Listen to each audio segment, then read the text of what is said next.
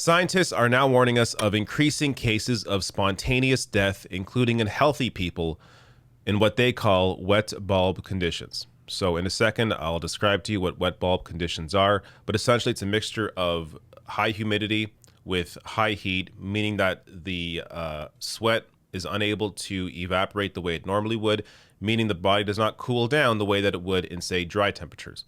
So, we saw, examples of this recently.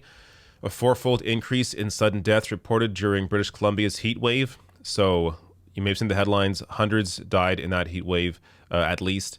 And a recent study looking into wet bulb conditions from Science Advances here, the emergence of heat and humidity too severe for human tolerance. So there have been many cases already, even before this, of people dying during wet bulb conditions. Weather station data from across the world, this is from that study I showed you, collected between 1979 and 2017 and found over 7,000 instances of so-called wet bulb conditions, which can lead to human deaths. And of course, these cases now, these wet bulb events are increasing. So a little more detail here on what wet bulb is. The conditions aren't actually that hard to imagine. Wet bulb conditions occur when relative humidity is above 95% and temperatures are at least 88 degrees Fahrenheit, according to the study.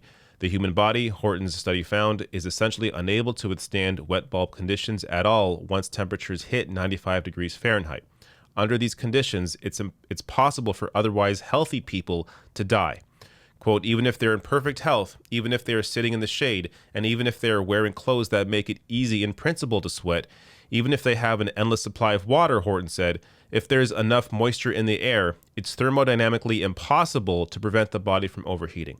So essentially, in certain conditions where the humidity is incredibly high and the heat is also high, it means that your body, the sweat on your body is unable to evaporate. So you're not being cooled off the way that sweat would normally cool you off in hot conditions. This is why dry temperatures are much easier to deal with than high humidity. I'm the worst in high humidity. I sweat like mad. I find it incredibly uncomfortable. But if I'm somewhere that is a dry heat, then I'm perfectly fine. So a lot of people, humans in general can be comfortable in very hot temperatures as long as it's as long as it's dry heat. But once you add humidity to it, it becomes much tougher for the human body to take. So, of course, there has been increases in this, but also some recent examples apart from the one I just showed you. This from Matthew Lewis, who has studied this issue, says wet bulb takes a minute to grok because it's not about heat per se. It's about the absorptive capacity of air. A wet bulb temperature in the mid-80s Fahrenheit can and does kill humans. Heat waves in the EU and Russia in 2003 and 2010 killed over 100,000 people at about 82 degrees Fahrenheit.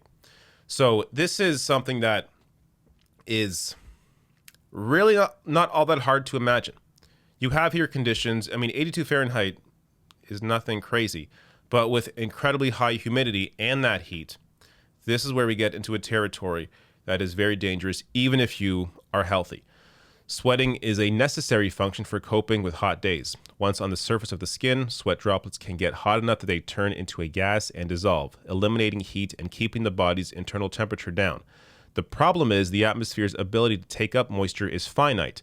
Water can only transform into a gaseous state if the air surrounding the body is dry enough to accept it. In overly humid conditions, sweat is less likely to evaporate into the atmosphere than in dry conditions, Horton said. Dry heat, like that of the desert, is typically more comfortable than humid heat for this reason. So, in case you ever wondered why humidity is so debilitating, this is why. And it's also why this needs to be more in the forefront, especially when we're talking about forecasting. So Matthew Lewis here adds that, side note, weather forecasters should announce the wet bulb temperature or human heat index as a matter of public service. So what does this have to do with you? Well, up until last about 40 years, wet bulb temperatures were extremely rare on this planet. But that's over now. We're already seeing multiple wet bulb temperatures per year in multiple locations. By mid-century, parts of the southeastern U.S. will see weeks of wet bulbs every year. This is quite bad. Thousands of people will die on each of those days. So, I'm sorry to give you this bad news, but this really is I read this piece in Vice, and this terrified me. So I will link to this below the video as well, so you can read through the entire thing. But I essentially gave you the summary here. This is something we're going to continue seeing because of our inability to have properly dealt with climate change before this.